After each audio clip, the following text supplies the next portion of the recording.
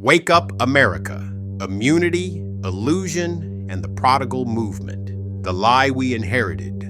Let me start with an uncomfortable truth. America was not built on unity. It was built on a lie. The lie said, you may be poor, exploited, hungry, and disposable, but at least you're not black. That lie did more than divide people. It stabilized power. Because if you can convince struggling people that someone else is beneath them, they won't notice who's standing on their neck. That lie didn't just shape the past, it is shaping our present. The planter class and the psychological wage. America's first ruling elite was the planter class, landowners who controlled labor, politics, and violence. They faced a problem. Enslaved black people vastly outnumbered them. Poor white people were also exploited. If those two groups ever united, the system would collapse. So the planter class invented a solution: race. They paid poor whites a psychological wage, a sense of superiority instead of actual power. Poor whites and enslaved blacks lived in the same poverty, worked the same land, suffered under the same elite. But only one group was taught to identify with the whip instead of the wound. That belief stopped revolts, it stopped coalitions, and it preserved elite control.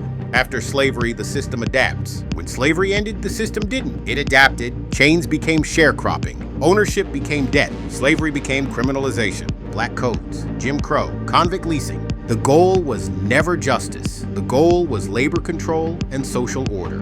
And this is where policing enters the story. Policing was born to enforce hierarchy. In the American South, modern policing grew out of slave patrols. Their job was simple: capture runaways, terrorize black communities, protect property. After slavery, that same force enforced racial laws. So when people say policing has been corrupted, we need to be honest. It was not neutral at birth. That DNA never left. Democracy as a safety valve.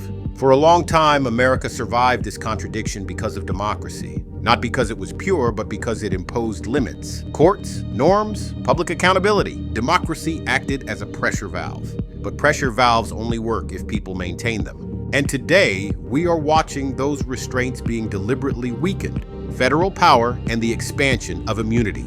Today, we are witnessing the expansion of armed federal authority inside the United States. ICE is no longer just an immigration agency. It is one of the largest armed forces operating domestically.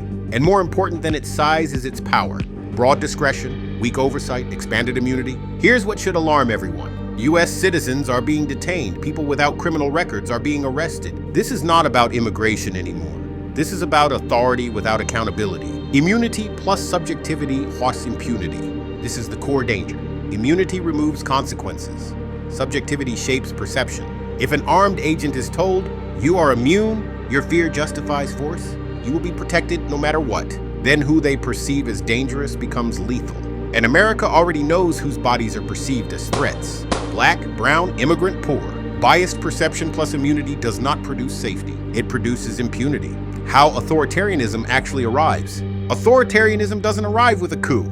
It arrives with applause. It wears the flag, speaks the language of law and order, promises protection from a manufactured enemy. Trumpism did not invent this system. It activated it. It offered permission. Permission to obey without questioning. Permission to dehumanize. Permission to trade democracy for comfort. History shows us this pattern every time. No nation is exempt. Closing, the prodigal choice. This is the prodigal movement. A prodigal is someone who wakes up, someone who realizes the story they were told was designed to benefit someone else. The question before America is simple. Will we keep accepting the psychological wage of superiority, or will we demand actual justice? Will working people realize they have more in common with the police than the powerful? Wake up, America. History is not repeating itself by accident. It is repeating because the lie still works. And the bill's coming due. This is the Prodigal Movement. Don Jackson, host of Prodigal, the podcast.